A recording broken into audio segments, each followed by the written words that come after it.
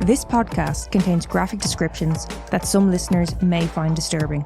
Listener discretion is advised. Now, with that being said, welcome to the Mortal Musings podcast. Right, let's do this.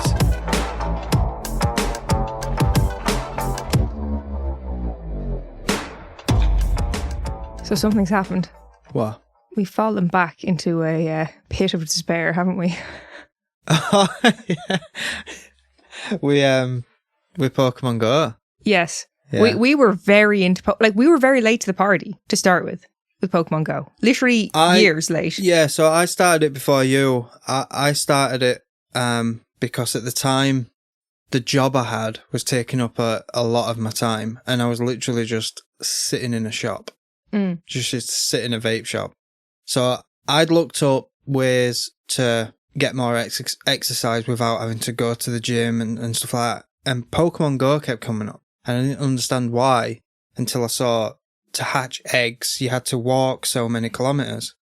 I still have a screenshot on my phone of a fitness app. I've got what tracked you walk. Yeah, it's a fucking scribble. It's it's a fucking disaster over the shop where I was working. Megan got into it. She was enjoying it.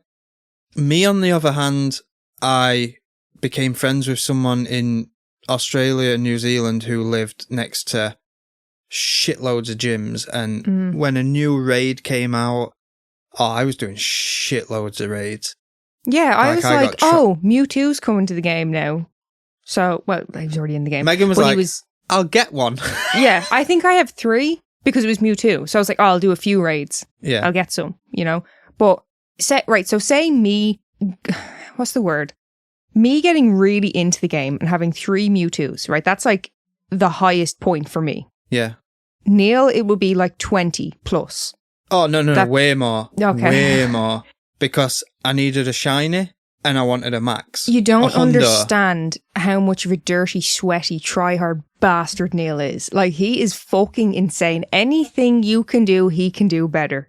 He's that type of best. I do my best.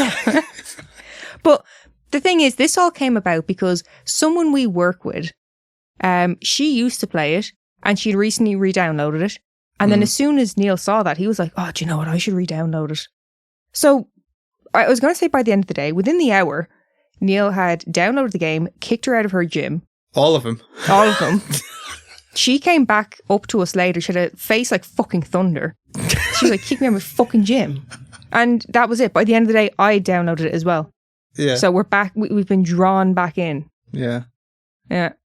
So if anyone else plays it, contact us. Send us your code. Your thing. Addy. Yeah, your Addy. Send us your digits, and we'll add you. Give your digits. With that out of the way, what we're doing today? So today we are going to be talking about the women who worked for the Radium companies, also known as the Radium Girls. Radium, like the chemical? Yes. Okay. Now, I've had this one on my list of episodes for a while, but I thought we'd bump it up the list after one of our listeners, Martin, suggested it. Mine. What does he want? Well, he wants the Radium Girls covered, Neil. Oh, yeah, because he told me. He said to me, do you take case recommendations?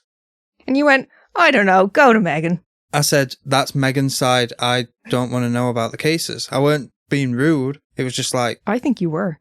The whole point of the show is I'm hearing this firsthand for the first time.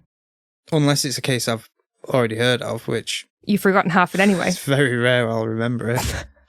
What did we do last week? The murder of Kim Wall. I forgot. Forgot. Yeah. That's how quick it can happen. In one ear and out the other. So, Radium. Radium. Where is this? In America. Okay. Shock. Now, we have briefly talked about the effects of radium in one of our oddities.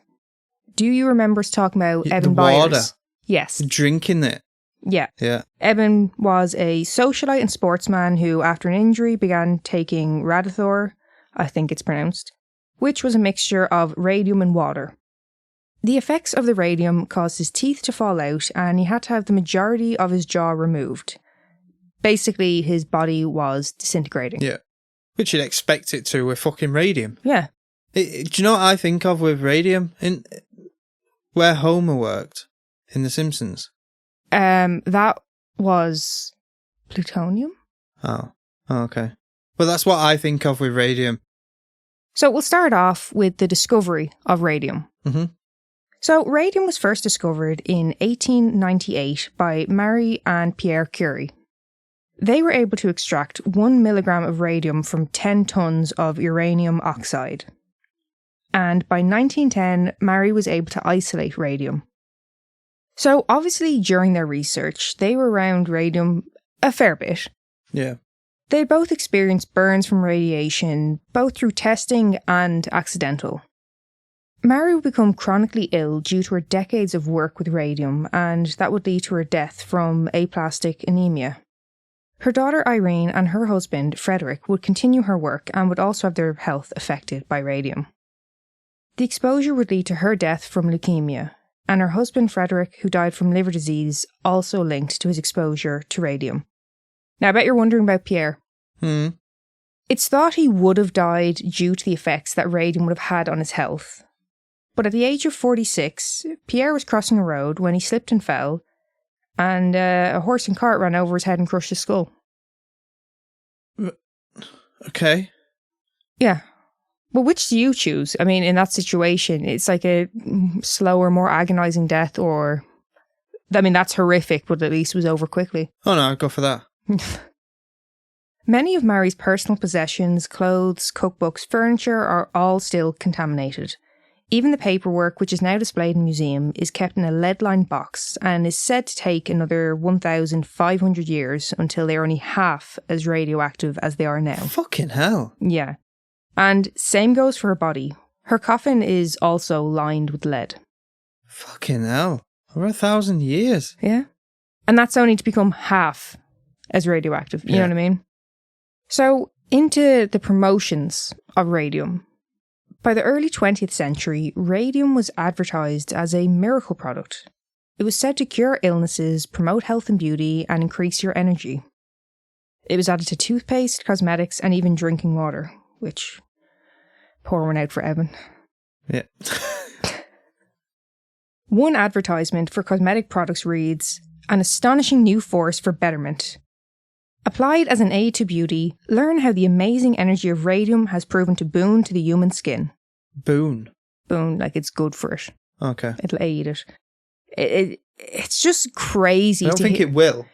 Exactly. It's so crazy that like years ago it was like, you know, we said it was a miracle product, but it was like, literally apply this to your skin. Drink it. Yeah. It's only the same as what I've said to you. Well, it's not the same, but you know, you with your hand creams and your face creams and stuff, and it's like, for all you know, these companies, these beauty companies, are giving you these creams saying it's anti-wrinkle, it's anti-this, but it could be making your fucking skin more wrinkly. So you're going back and going, I need more intense anti-wrinkle cream. Could be. I've always thought that. Do you know Kim Kardashian once said she would literally eat shite if it made her look younger? Yes. So getting back to the story. The Radium Company was founded in 1910 in New York, followed by Radium Dial Company in 1917 in Illinois. Now, they produced glow-in-the-dark paint, which was made of zinc sulfide and radium. And unsurprisingly, it was radioactive. Yes. And what they did in these factories was paint the dials of watches and gauges in the glow-in-the-dark paint for soldiers in the US Army so they could see what the fuck they were doing. Well, they do it for tunnels as well, don't they? Like train tunnels. Who does? So, like, if there's signs for train drivers, if there's a sign in a tunnel, they have to do it in the glow-in-the-dark paint. Oh, yeah, but these factories were specifically painting the dials. Yeah. They did it as well, didn't they? Yeah, they did. Don't you remember the episode of Only Fools and Horses? No. The Chinese restaurant when they paint the walls? Oh, yeah.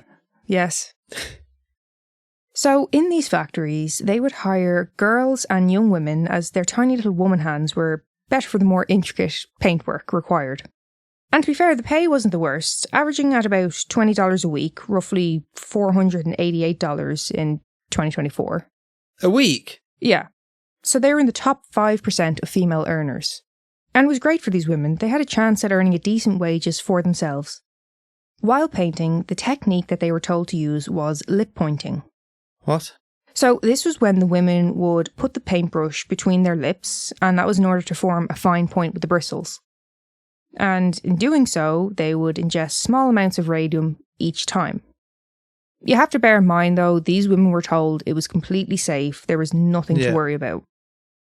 So, not only that it was safe, they were also told, if you swallow any radium, it'll make your cheeks rosy. So it's actually being promoted to them. Fuck's sake. Hang on, why is it such a good wage if it's good for you? Yeah.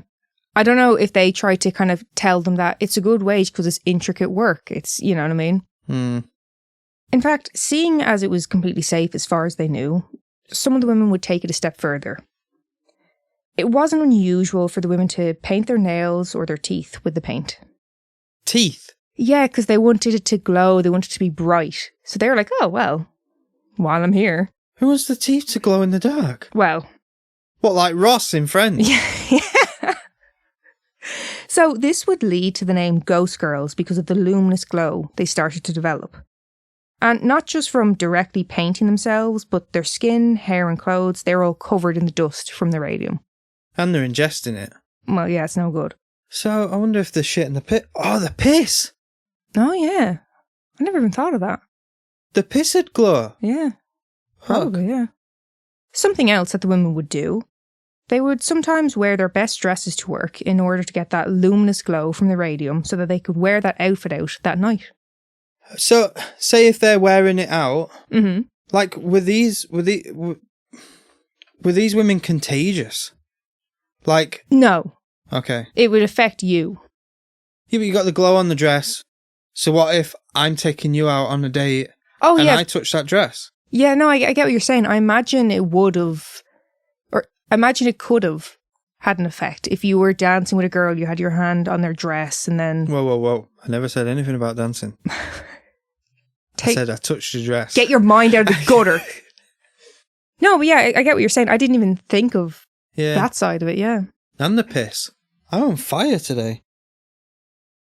So, getting into some of the more serious effects of radium. As time went on, some of the more serious side effects were starting to become apparent. From 1921, workers were starting to complain of different ailments that they were dealing with. Their teeth were starting to ache and fall out, and abscesses were forming. No, abscess is plural as well. You don't say abscesses. Scissors. Their bones were becoming brittle due to the development of anemia, and necrosis was beginning to set in. And if you're not familiar, necrosis is basically when your tissue just starts dying. Okay. I'm glad you told me because I didn't know. Amelia Molly Magia was one of the radium girls who experienced the devastating consequences of radiation. So her first sign was a toothache, which they're fucking brutal on their own. Yep. So Amelia goes to the dentist, she gets her tooth yanked out, and not long after, the tooth next to the one she had extracted needed to be removed as well. She would soon start to develop ulcers oozing blood and pus in place of the tooth. And it didn't stop there. She was soon left with just one tooth. She was there with a pickle stabber. This would spread all through her lower jaw and eventually to the rest of her body. I really can't begin to describe how fucking horrific the effects are. Yeah. Her jaw was so badly affected that her dentist was literally able to remove her jaw with just his hand. Fucking hell. Yeah, it's that badly deteriorating. It's literally just like, there's fuck all left of it, you know what I mean? And I know it's on a different level, but people who had to work with asbestos, they've started to be able to claim and sue and stuff. Did these girls? Yes. Okay. Amelia died on the 22nd of September 1922 of a hemorrhage. Although doctors didn't know what the cause of death was at the time and were like, fuck it, write down syphilis. What? Mm-hmm. Yep. Amelia's body contained 500 times more radium than what would be considered safe. Who considered safe? Well, because they're able to measure it of what... We'll talk about that a little bit later, like how they measured it, but they're able to measure it in what scientists would consider safe exposure. Okay. Amelia had worked as a dial painter for 4 years, and she was just 25 years old when she died. The following year, 21-year-old Helen Quinlan and 22-year-old Irene Rudolph died. So over the next couple of years, the women, as well as their doctors, were like, fucking hold on. There's something shady going on. Yeah. It's not the clap. Well, it's not the clap. So they began to suspect that these health issues were being caused by their jobs. So they go to the Health and Labour Department and they're like, look, you need to do something. This is clearly, it's not just a fucking coincidence that all of us are having similar afflictions. But the United States Radium Corporation are telling them to get fucked. They aren't taking any responsibility for this, and all they try to do is distance themselves from it. They stick to their story that radium is completely harmless and try to say that it's the women's fault. How? Well, I'll tell you, Neil. Clearly, they've contracted syphilis and it's their problem. So basically they're all shagging the same person and getting sexual transmitted diseases. It's just like, what the fuck? Okay, we hear of this type of fuckery in cases of sexual assault. Yeah. Where the victim is getting attacked and fucking ripped apart in order to just discredit them. Yeah. Can you imagine your job did this to you? Yeah. It's fucking insane. I can imagine our job doing this. Yeah, I can. Like, the thing is, we didn't know the full sus back then when it came to radium, but at this stage in history, they did know there was dangers. They weren't completely in the dark. So we know they knew the dangers. Yeah, because they knew about, like, safe levels and... Well, here's the other thing. The workers in the lab were given lead-lined aprons and gloves, for fuck's sake. Why were they being protected? Yeah. But fuck the dial painters, you know? It wasn't until 1925, when a senior chemist died of aplastic anemia, that they were like, okay, maybe it is toxic. Yeah. Got that pretty wrong. Yeah. By 1927, over 50 women had died from radium poisoning. Now, the Radium Dial Company even went as far as fiddling autopsy results to avoid blame. Yep. See, how disrespectful as well to make it a sexual transmitted disease. Exactly. Oh, that's fucking disgusting. Like you just said, it's the same with women today. It's like, if you didn't want sex, why was you wearing a thong? Yeah, I know. What was she doing in that club? So, yeah, it's the women's fault, and it's clearly syphilis. That's what we're supposed to be believing here. Yeah.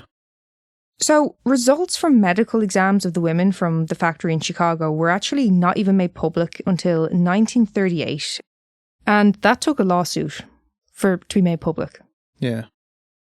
In 1925, pathologist Harrison Martland was able to develop a test that could determine that these women were being poisoned from their work with radium. And of course, the Radium Company tried to discredit his findings. Also, I just want to say, I'm sorry if this is a little hard to follow. I know I'm jumping from year to year. But there were so many different people affected over so many years in different factories. Yeah. It's, you know. Do we know how many factories? So we're focusing on the factory in New Jersey and in Chicago, Illinois. But there was more. Yeah. Peg Looney was another young woman who worked as a dial painter. Described as soft-spoken, Peg was just out of secondary school when she started working for the Radium Dial Company in 1923. Fucking hell. So 18? Yeah. By 1929, Peg's body had been ravaged by radium poisoning. Her family recalled how they witnessed her pull teeth as well as pieces of her own jaw out by hand. On the 6th of August, she left her dial painting job due to her rapidly deteriorating health. 8 days later, Peg died at the age of 24. Literally a week later, like. Yeah. Now, an autopsy listed her cause of death as diphtheria. If you're unfamiliar, that's an infectious disease. It affects your throat, difficulty breathing.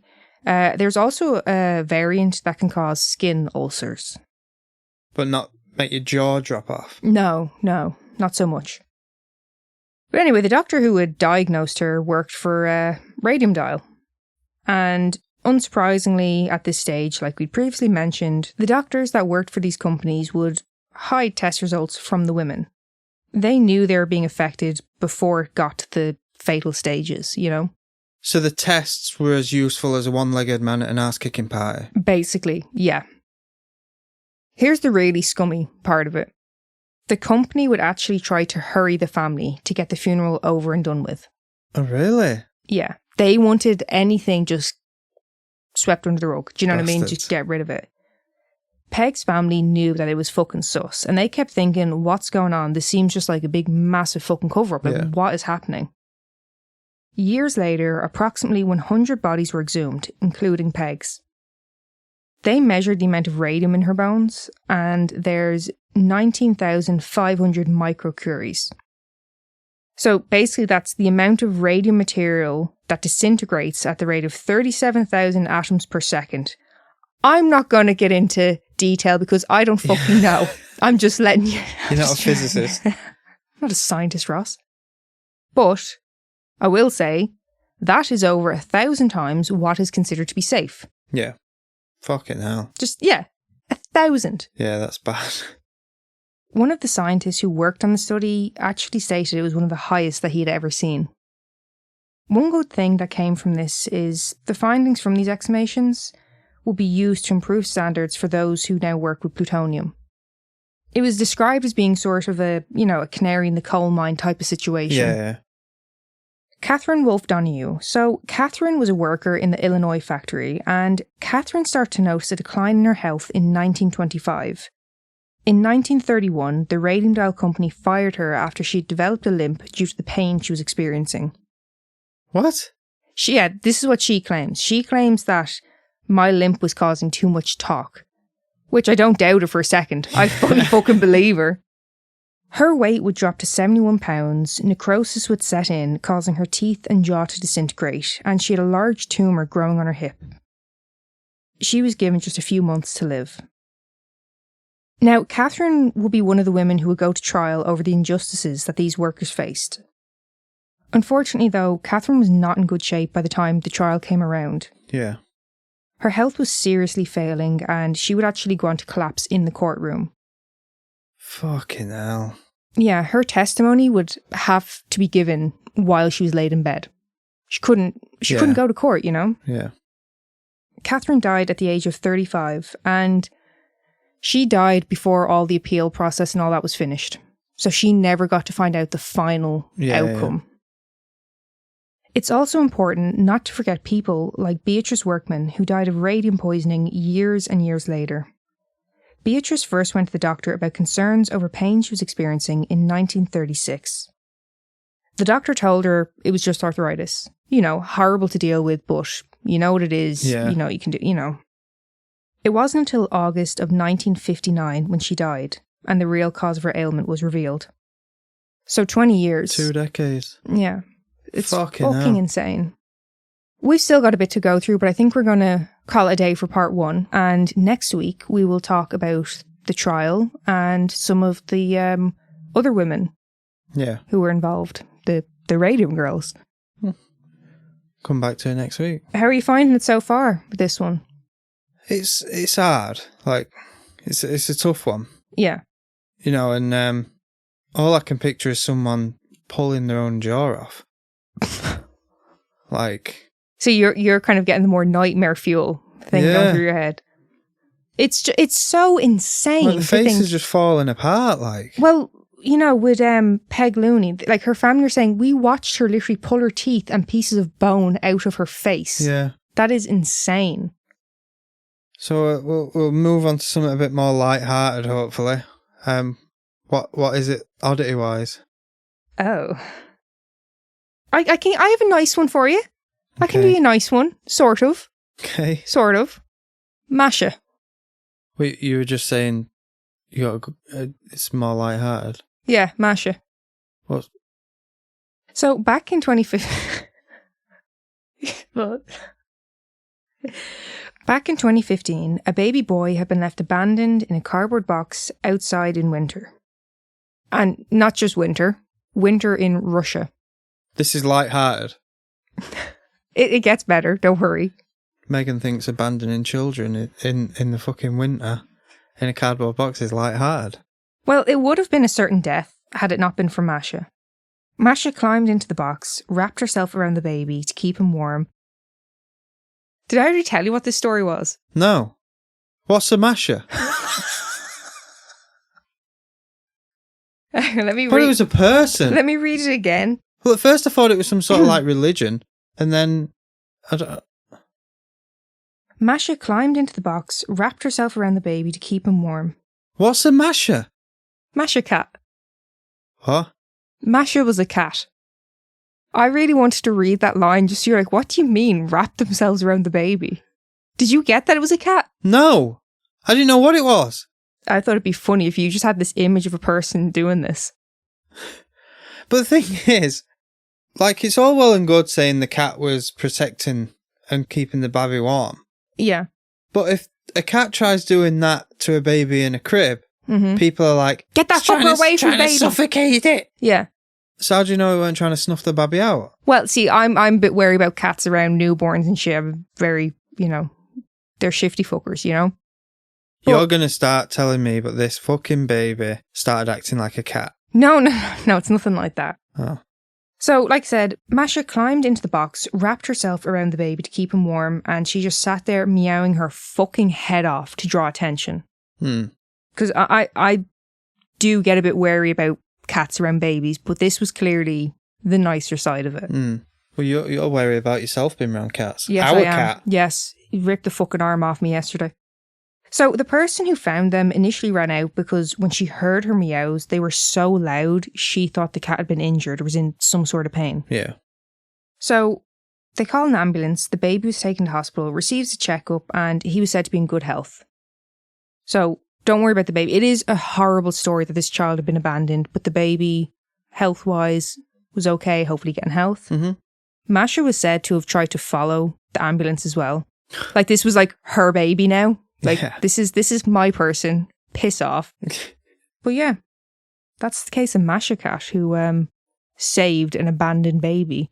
And Masha has since been hailed a hero and has been spoilt with plenty of affection and treats. Like the cat at Aldi. Aldi Cat, yeah. Did we ever bring this up? Did we bring up Aldi Cat? I think we did. Well, if we didn't, if you go to our local Aldi, there's this big fluffy black cat. What's always there? Beautiful. And people go in to do their weekly shopping, but they'll buy cat treats. Yeah. Just to give to that cat. Like, I don't know how it isn't fat. It's very fluffy. It's probably hiding the belly. It should be morbidly obese by now. Teeth are probably rotted out of its head. Was that a nice enough oddity? I know it's sad the baby's been abandoned. Yeah, but it's the nice thing of the cat protected and got attention to ultimately save the child. Yeah, just I wish you'd have explained what it was sooner, because my first thought was, why is someone climbing into the box? Why is this creepy bastard? Yeah. Why is someone climbing into the box? I didn't know how to tell this one. I didn't know straight away to be like, oh, this cat saves a baby. Or to do what I did and like, for you to be like, what the fuck's Masha? Who's this? Yeah. Oh, well, thank you for that. Thank you so much for listening. Find us on Patreon, TikTok, Facebook, and Instagram. If you have a case suggestion, or maybe even your own story, email us at mortalmusingspodcast@gmail.com.